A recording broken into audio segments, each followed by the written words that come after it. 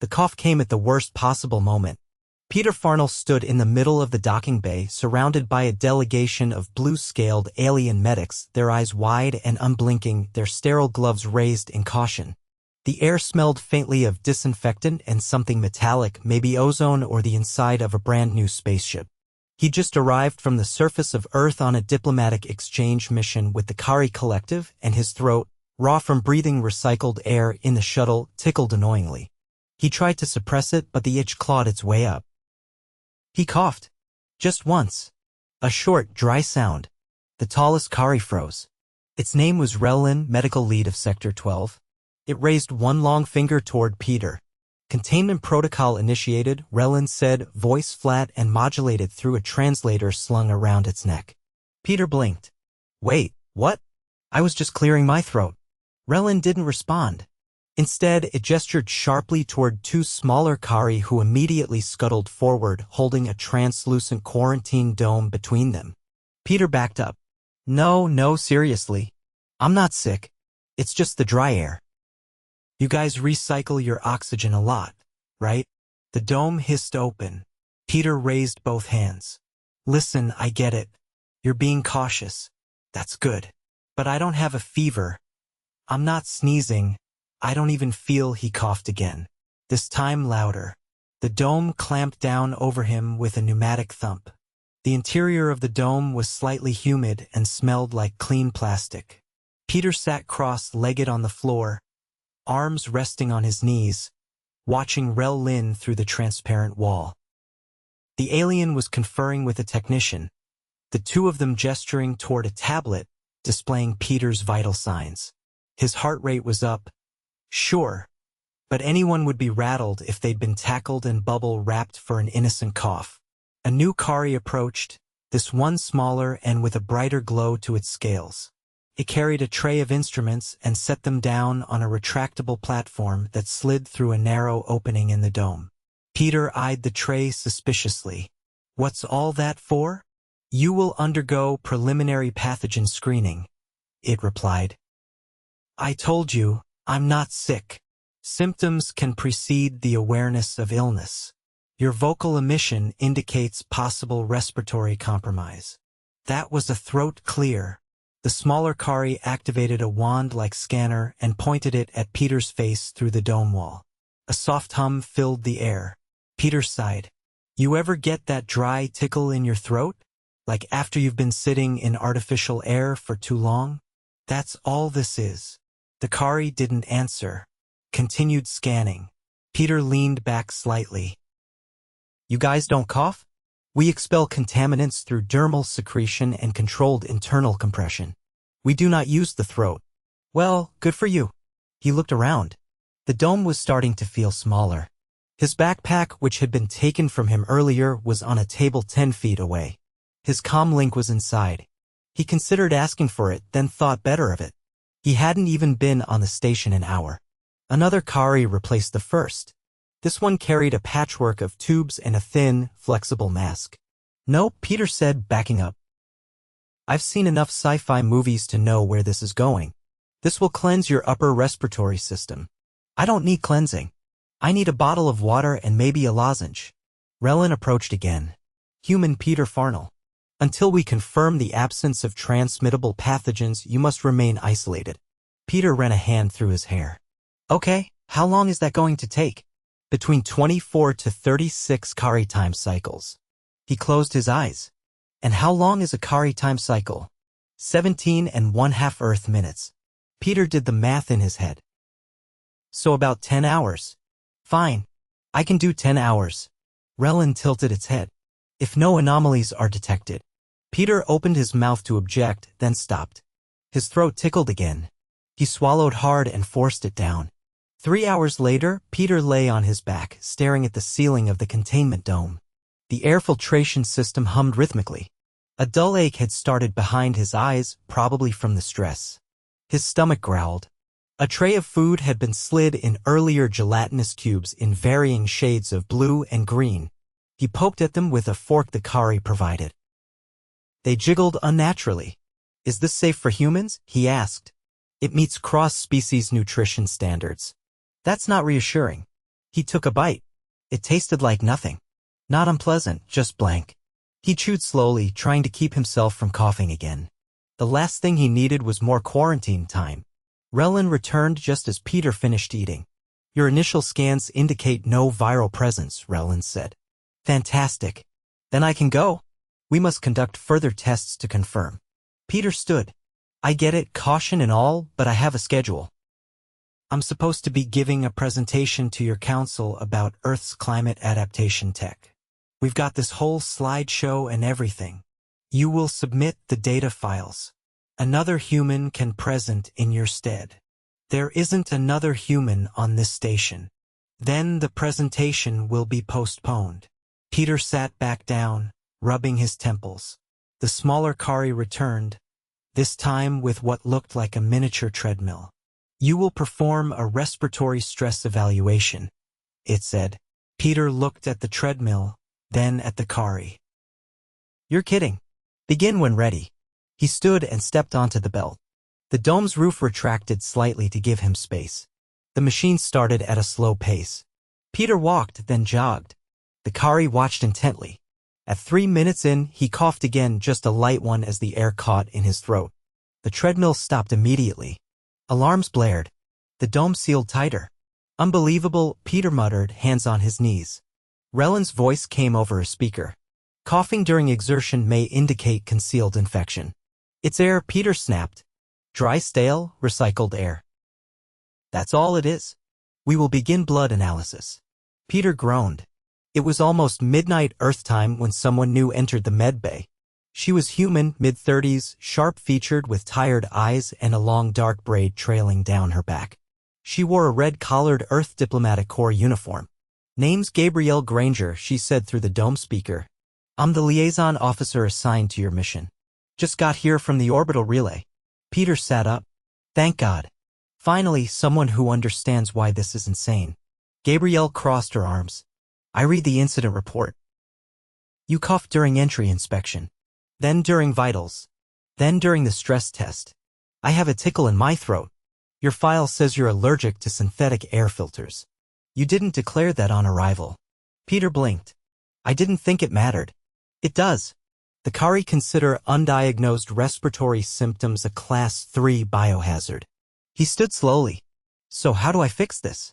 I can file a medical exemption, but you'll need to undergo a controlled environment adaptation. It takes 12 hours. Peter slumped. You're kidding. Better than being sent back to Earth on the next shuttle. They were considering that. He sighed. Fine. What do I do? Gabrielle turned to Relin. He'll comply with adaptation procedures.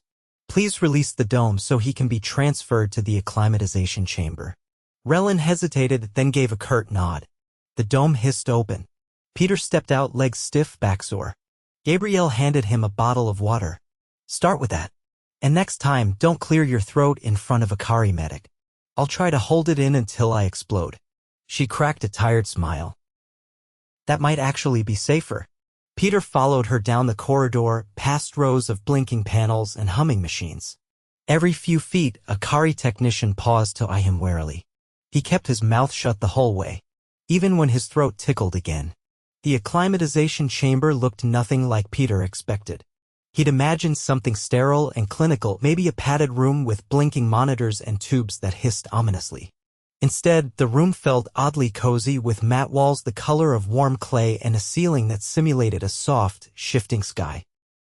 A gentle breeze circulated from hidden vents, carrying a faint botanical scent, something between eucalyptus and pine. Gabrielle pressed a button on the wall, and a curved panel slid open to reveal a reclining chair with what looked like a built-in nebulizer. This is the adaptation unit, she said, stepping inside with a small tablet in hand. You'll sit here and breathe in the reconditioned air blend for 12 hours. It'll rehydrate your airways, flush out irritants, and recalibrate your respiratory response. Peter eyed the chair warily. So, it's like a spa treatment for my sinuses?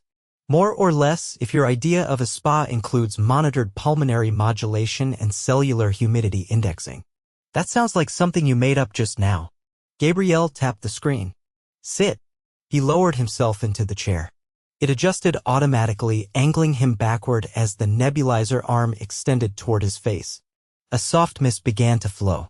He inhaled cautiously, then blinked. Is that chamomile? Kaari lung flora reacts well to volatile plant oils. We've tailored this blend for human compatibility. It'll soothe the epithelium. Peter exhaled slowly, his chest relaxing for the first time since he'd set foot on the station. You know, this is actually kind of nice. Like breathing inside a tea kettle. Gabrielle didn't look up. Don't get too comfortable. You'll need to complete a speech protocol once this phase is done. Speech protocol? Standard procedure. The Kaari need to verify you can speak without triggering their bio alerts. They're touchy about acoustic anomalies. Peter sighed through his nose. So I have to pass a talking test because I coughed once. You coughed 3 times. And don't forget, Kaari don't vocalize like we do. They associate uncontrolled throat sounds with internal collapse. He blinked. Wait, what? They evolved without upper airway musculature. Their ancestors filtered toxins through dermal pores. So to them, anything that comes out of your throat unprovoked is basically a death rattle. Peter groaned and tilted his head back. We're never going to be friends, are we? Not unless you learn to suppress your evolutionary quirks. An hour passed in near silence, broken only by the occasional whir of the air mixer and the rhythmic tapping of Gabrielle's tablet. She sat on a low bench across from him, occasionally glancing up to check his posture or respiratory cadence. Eventually, Peter spoke again. What made you volunteer for this? She looked up, expression unreadable. This? The whole living on an alien station and mediating interspecies misunderstandings thing. She leaned back. I didn't volunteer. I was reassigned after a diplomatic incident on the Graina Belt. What happened? I gave a speech that included a metaphor about burning bridges. Their ambassador thought I was threatening to incinerate their transport ships. Peter blinked. So, wordplay is a death sentence out here. Depends on the species. The Graina are literalists with no concept of idiom. The Kaari are hyper-reactive to somatic cues. Don't even get me started on the 4. A soft chime sounded from the wall panel. Gabrielle stood and checked the display. Humidity levels stabilized. Pulmonary stress markers within range. You're halfway through. Peter raised his brows. So I'm officially less terrifying to them? You're officially tolerable. Another hour passed. The mist shifted to a cooler blend, tingling slightly as he inhaled. The ceiling dimmed, simulating dusk. From outside the chamber, a Kaari technician appeared, a short one with iridescent skin that shimmered like oil on water. It peered through the observation window, its eyes narrowing slightly as it took notes on a hexagonal pad. Peter squinted. That one doesn't trust me. Gabrielle didn't look up. That's Ixil. They're responsible for station biointegrity. You're basically a walking alarm bell to them. Peter adjusted in his seat. What's it writing? Probably a risk assessment. Or a behavioral profile. The Kaari love profiles. I'm not contagious. You're unpredictable. That's worse. Unpredictable? I've been sitting here breathing mist for hours. Exactly. No Kaari would tolerate that without sedation. He frowned. You mean they'd knock themselves out for this? They find passive treatment intolerable. They'd rather be unconscious than endure unstructured exposure. Peter stared at the ceiling. I'm starting to think we're the weird ones. Gabrielle finally looked up, her face softening slightly. We are. But we're also the only ones who'll sign up for this kind of nonsense and somehow make it work. A new chime sounded. The ceiling brightened and the mist shut off. Gabrielle stood and opened a side compartment, retrieving a small, curved device. Time for the vocal calibration. Peter sat up straighter. What do I do? Speak into this. It'll record your vocal range, pitch, and tonality. You need to avoid frequencies that trigger Kaari alarm responses. Which are anything above 78 decibels, complex gutturals, and sudden glottal stops. I don't know what any of that means. Just don't shout, don't gag, and don't say anything that sounds like a sneeze. He took the device, held it close to his mouth, and cleared his throat softly. The wall display blinked yellow. "Seriously?" he said. Gabrielle tapped the screen. "Try again. Keep it smooth." Peter exhaled, then spoke clearly. "Hello. My name is Peter Farnell. I am a peaceful representative from Earth, and I would like to assure you that I do not pose a biological threat." The display blinked green. "Now say a few casual sentences. Talk about a memory. Something benign." Peter thought for a moment. "When I was 8, I swallowed a marble and told my parents it was an accident. It wasn't. I wanted to see if I'd become magnetic." Gabrielle raised an eyebrow. The display held green. "You passed," she said. Peter handed the device back.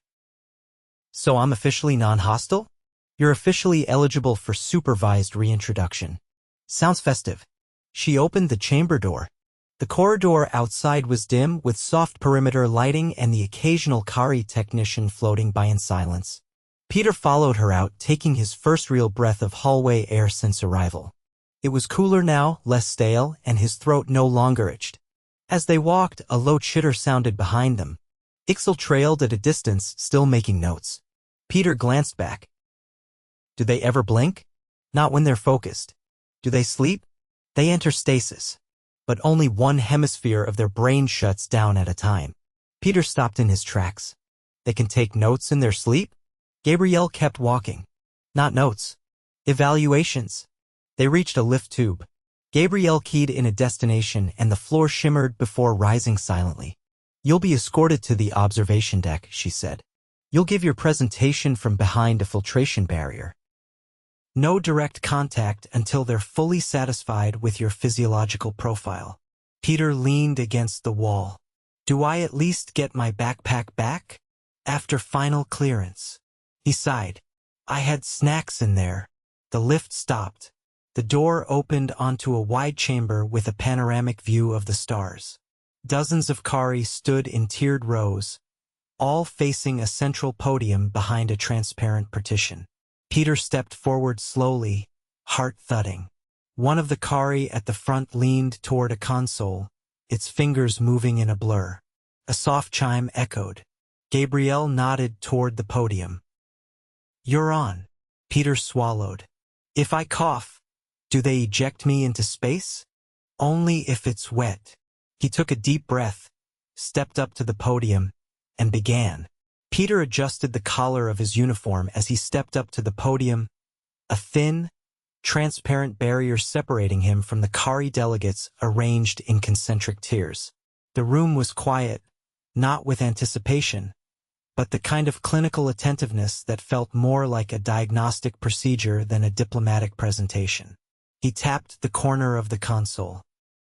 The screen lit up, displaying the opening slide, Climate Resilience, Earth's Adaptive Infrastructure in Post-Collapse Environments.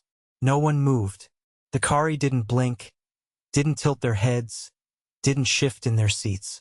They stared, dozens of them motionless and identical, like statues waiting for a reason to disapprove. "I'll begin with an example from Jakarta," Peter said, keeping his voice mellow, steady, and devoid of any sudden consonants. "After sea levels rose beyond the containment levees, we converted the lower city into a vertical aquaponics district. Now even the submerged zones contribute to food production." The slide advanced. Images of layered hydrofarms flickered to life. Glowing towers submerged halfway in seawater, with tilapia pens at the base and leafy greens stacked all the way up. A Kaari in the second row raised a finger, not with urgency, but like someone switching on a diagnostic tool. Peter paused. "Yes." The translator clicked once before speaking. "What was the mortality ratio during the conversion?" Peter tapped the screen again, bringing up a graph. Initial displacement affected about 700,000 people, but with emergency relocation corridors and floating transit hubs, fatalities were under 400. A low chitter passed through the room. Peter couldn't tell if it was disapproval or surprise. "We expected worse," he added. "But people adapted." They always do. Another Kaari, taller and with a greenish hue to its scales, leaned forward. You describe a submerged environment with high salinity and unstable pressure gradients.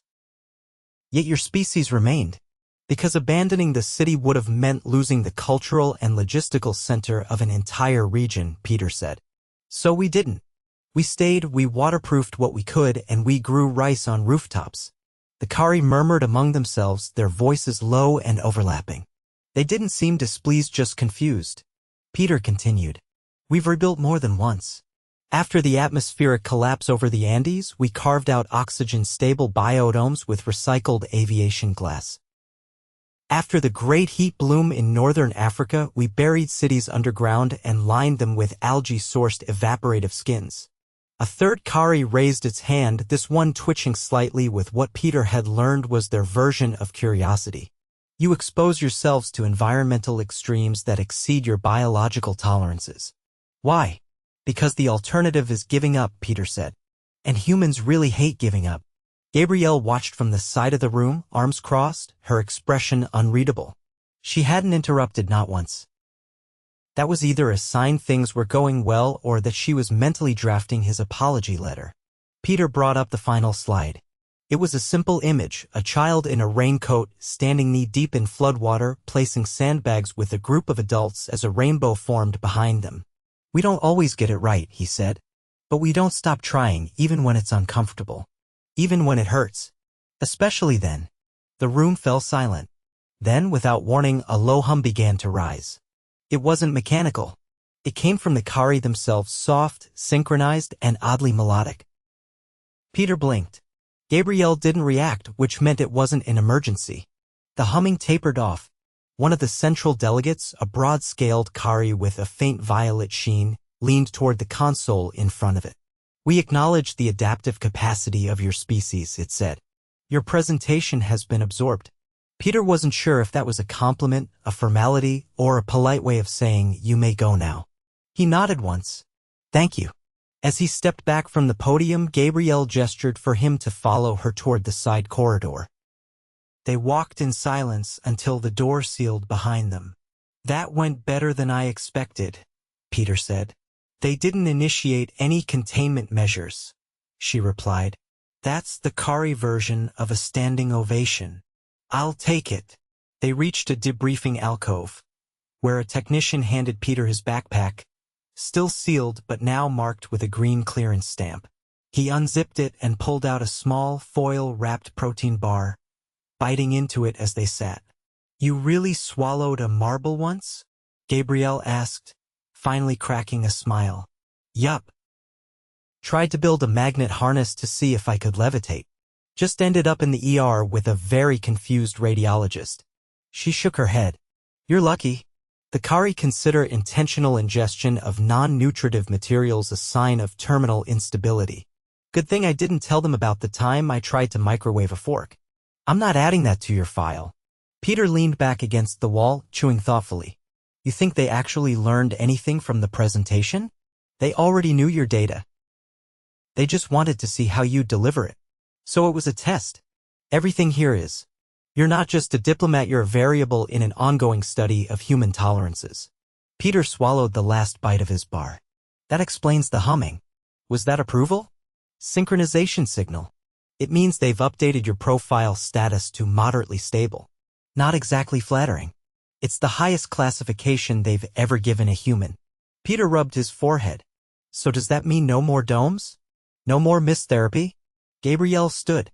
You're cleared for general access. Just stick to the green zones and avoid the lower medical tiers. He stood too. And what about the next presentation? You're not doing one.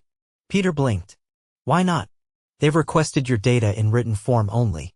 No more live speaking until they've finished analyzing your inflection patterns. He frowned. They're analyzing my tone? They found your second sentence emotionally ambiguous. It's under review. Peter laughed, then coughed once, a tiny, involuntary reflex. Gabrielle froze. Peter held up both hands. That was a laugh cough. Totally different category. A nearby Kaari technician glanced their way but made no move. Gabrielle exhaled. You're lucky they don't know what sarcasm sounds like yet. They walked down the corridor together, past a maintenance unit scrubbing the floor tiles with brushes that looked suspiciously like tongues. The atmosphere felt lighter, less watchful. So, Peter said, "What do I do now that I'm not contagious?" "You help us not be embarrassing during the next interspecies summit. We're hosting a delegation from the Palex in 4 days. What do they care about? Spatial etiquette. If you point at anything with a finger, they assume you're declaring war on that object." Peter tapped his chin. "So if I want to compliment someone's shoes, you'd better use your elbow." He laughed again, this time without a cough. "I'll start practicing."